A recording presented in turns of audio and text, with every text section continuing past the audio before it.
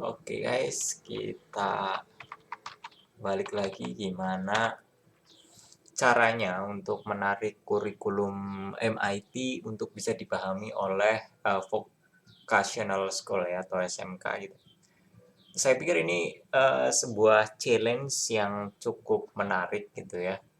Kenapa? Karena eh, yang pertama biasanya output dari vocational school atau SMK itu ditujukan itu sangat teknis gitu ya, atau uh, kerjanya itu harus rapi, rajin, apa namanya, bersih dan kawan-kawan ya, lebih cenderung ke arah attitude bukan ke arah knowledge gitu.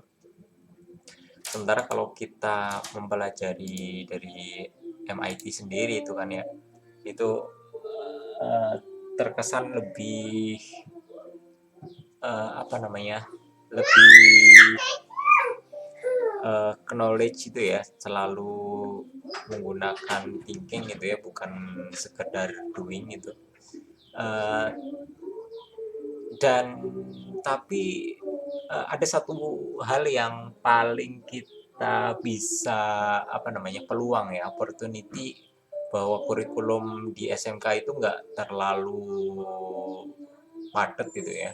Jadi kayak sekedar kita untuk menggunakan alat atau memahami eh, sesuatu itu kayak nggak terlalu deep gitu. Artinya ada kesempatan gitu ya untuk menambahkan sebuah kurikulum itu di dalam SMK untuk bisa dipahami lebih nyaman gitu ya. Misalkan kita meletakkan kemampuan-kemampuan teknis dengan penjelasan MIT, tapi sekali lagi karena ini tujuannya untuk vocational school atau SMK gitu ya, ada mungkin ada beberapa yang direduksi atau penjelasan yang kira-kira bisa mempermudah kepada peserta didik, supaya ini tuh bisa dipahami lebih enak ya untuk para uh, ini apa namanya, para peserta didik gitu. Nah, saya pikir uh,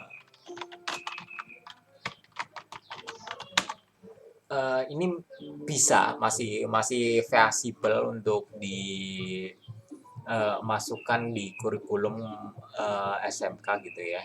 Jadi tapi kita butuh butuh proof ya, butuh pembuktian bahwa ternyata apakah sebenarnya masih ini hanya hoax saja itu ya, terlalu ambisius, proyek ambisius yang ternyata hanya omong kosong, atau mungkin uh, ini memang beneran gitu ya.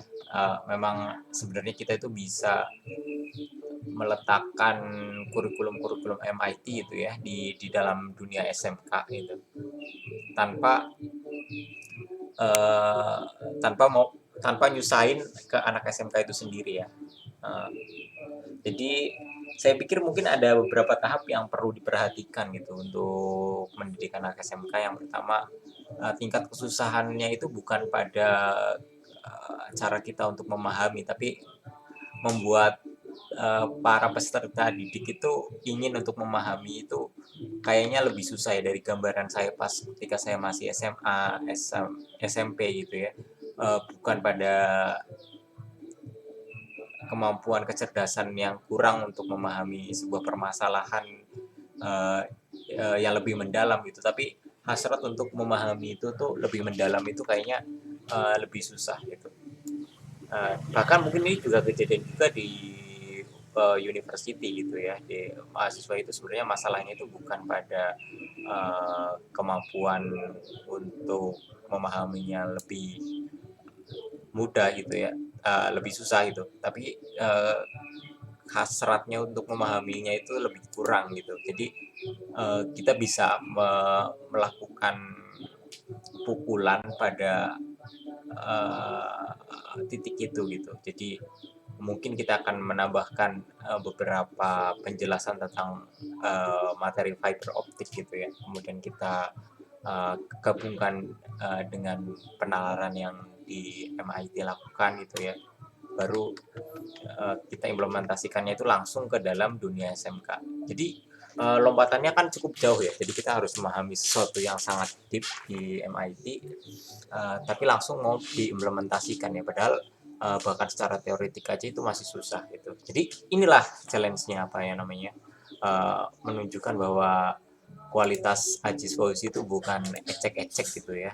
Jadi memang sekali berprofesor gitu Ajis Fauzi itu. Ajis Fauzi. Nah, di sini kita uh, rencananya saya nanti saya akan bikin sebuah modul kayak modul praktikum juga modul kuliah gitu ya. Uh, tapi hanya bentuk yang sifatnya mudah dipahami kayak misalkan desain secara general gitu ya. Padahal kalau misalkan kalian pahami gitu, kalau vocational school kan lebih ke arah detail ya, detail ketelitian itu kan sangat yang lebih ditujukan daripada abstraksi yang gambarannya umum gitu. Tapi di sini saya pikir kita bisa melompati uh, kurikulum SMK dengan MIT ya secara knowledge, karena MIT-nya sendiri itu biasanya bukunya itu bagus-bagus untuk sangat mudah untuk dipahami ya, walaupun kadang-kadang persamaannya itu sangat kompleks, itu hanya butuh ketahanan aja gitu daripada misalkan kayak buku-buku dari Eropa yang Eindhoven apa itu dari apalagi Universitas Abal-Abal itu ya, udah lompatannya jauh sekali gitu ya, apa namanya penjelasannya nggak detail gitu kan. Nah, kemampuan untuk meringkas itu gitu ya dari naskah-naskahnya MIT, saya pikir akan menjadi kunci dari pertanyaan bagaimana cara kita meletakkan kurikulum MIT ke dalam kurikulum SMK.